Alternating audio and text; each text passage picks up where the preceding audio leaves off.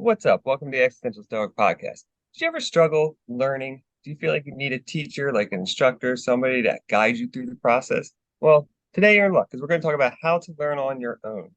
I'm Danny, here, buddy. Randy. What's up, Randy? Yo, Danny. Did you ever struggle with like being self-taught or learning on your own? Honestly, I struggled a lot more with the traditional education system, other people trying to teach me how to learn by their Yeah. antiquated methods, having me read The Scarlet Letter and Wuthering Heights and Jane Eyre and all these books that really were useful in the development of my life. Yeah, right.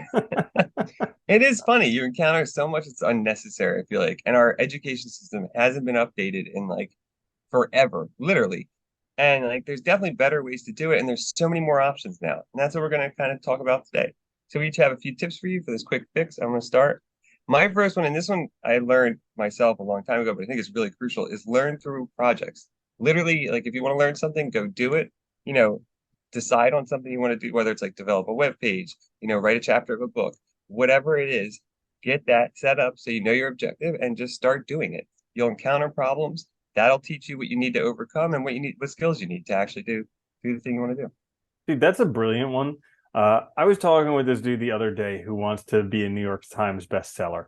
Okay. And so he's all butthurt because the New York Times won't respond to his like pleadings to become a New York Times bestseller or whatever. And I was like, there's literally another author who his name is Brandon Burchard. He wrote this book, Millionaire Messenger, and he basically wrote like an 8-step thing for how to be a New York Times bestseller. He did all this stuff. He didn't have any connections or anything. He did all this stuff. He researched all the Yeah. other New York Times bestsellers, and this is what you need to do. And it's just like he basically created a project, did it, and accomplished it. Whereas this other dude's like the traditional education system. I need these people to validate me so that I can do this and blah blah blah. And it's just like write the Yeah. damn book, follow the steps, you'll have a New York Times bestseller. Yeah. And just keep doing it. Don't stop and don't rely on others because, Mm-hmm. half the time that validation's unnecessary. Yeah. Yeah. So that's a good one. Projects is the way to go because I learned that for myself. You can either go to school, learn a whole bunch of outdated material from people who have never actually done it in their life. Yeah. And Yeah. In practice. Yeah. yeah. Or you could just go do it and learn like everybody else because guess what? Whether you go to school or not, you're going to have to learn it on the job anyways. Yeah. Yeah. So my first one for how to learn by yourself is ask better questions. So this comes from back in the day, a time long, long ago before Chat GPT. Ooh. People always used to be Hey, blown away how like I knew how to fix anything technology related, and they're like, "How do you know that?" And I was like, "I search Google." Like, yeah. what do you Not that expect? hard. But actually, they'd be like, "I tried and I can't find it," and it's like you have to ask better questions. If you can't just search like nonsense, you're going to get nonsense back. But if you know exactly how to search, and this is developing with AI, different things like that, if you can ask good questions, you can get really good answers, and then you can learn from that. That is a good one though. And it's like one of the ones I think that's overlooked. Like just asking questions takes time too to develop that skill to understand like how do I need to phrase this? I know, it's funny you mentioned ChatGPT because I know even interacting with that because I've used it a bunch. Like I've noticed like how you craft your prompts matters so much to the response you get and to getting the right response. And so like actually like, giving it some information about what you're doing and making it more specific and tailored to like your actual needs. Because a lot of times people ask general questions instead of really explicit specific questions to the problem they're focused on. And I think, yeah, you got to ask better questions to get the right answers. It's a good one. My second one is one we talk about all the time, but read.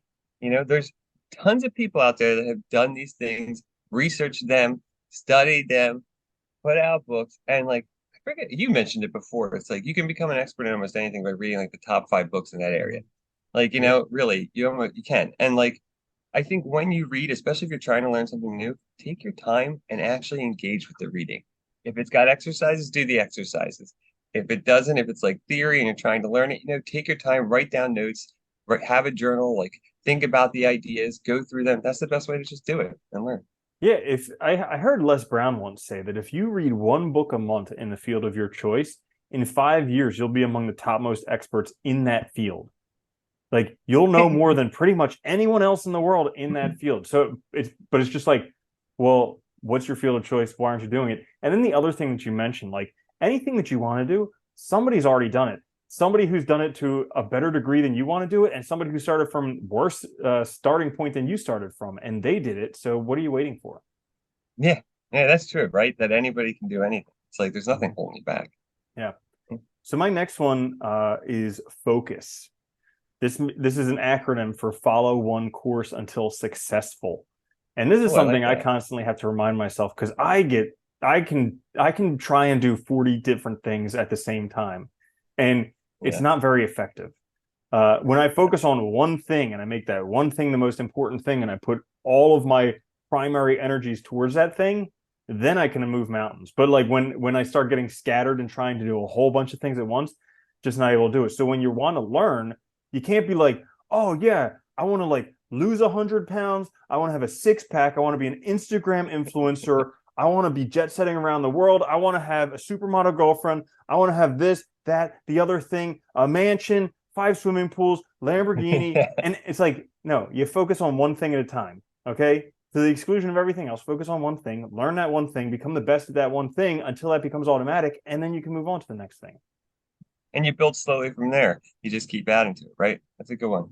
I like that too, because I think, it's easy. Like I know myself, and I think that's one thing I've always benefited from with like learning myself is that I really do like hyper focus on things. So I tend to do like one thing for like a period of time, then I'll switch to something else, and I switch back and all. But it does, by just focusing on it for a while, it enables you to see the problem better, to understand it better, to get just more in depth. And it's funny, the more I learn about anything, the more I realize that most people don't know what they're doing that do it. Like, you know what I Yep. mean? Like it's like most of it is like guesswork. It's like you're solving new problems almost all the time anymore. So it's like you just got to come up with answers and just be confident enough that you can actually do it.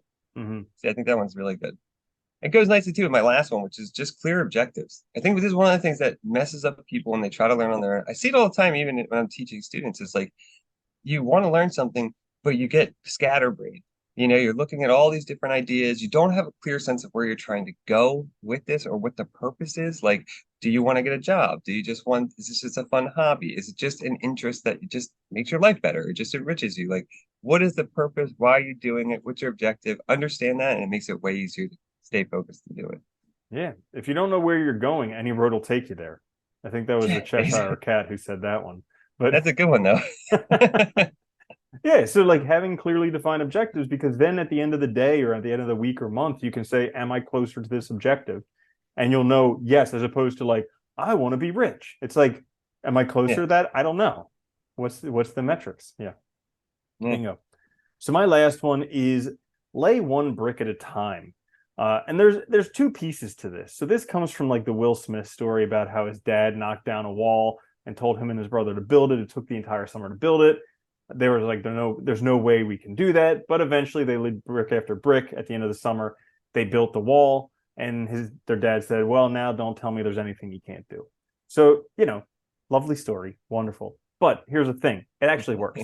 So like if you yeah. It if you does. yeah, if you consistently work at anything, just little pieces, chip away at it, and you lay one brick one day at a time. What can I do today that's in the direction of the goal that I want? And you do it every day, and you just do it consistently and break it into little pieces. You're going to get there. There's no way you can't get there. But it's like I know from my own experience. Up front, I'm like so motivated to do work, so I load it all up front. I'm doing a whole bunch of work, and Yeah. then I get burned out after a week or two, and I'm like, oh, I can't keep up that pace. So I have to tell myself when I start new things that like the first 2 weeks, it's going to seem like I'm doing nothing because I Yeah. have to stop myself from doing too much. No, that's a really good one. They said it. The journey of 10,000 miles starts with one step, right? That's all it is. And I really like that too, because it's funny. I ran into this problem the other day. I was talking to someone, and they're like, we were talking about actually computers and technology. Like, it's so confusing. I'm like, but you're looking at it from the outside in. You're looking at the finished product. So it is really confusing because you're seeing a final thing. But if you look at how it's made, it's like really little tiny pieces put together that slowly build up to that thing. And everything's like that. When you're looking from the outside in, it looks confusing and complicated because you're looking at a finished product.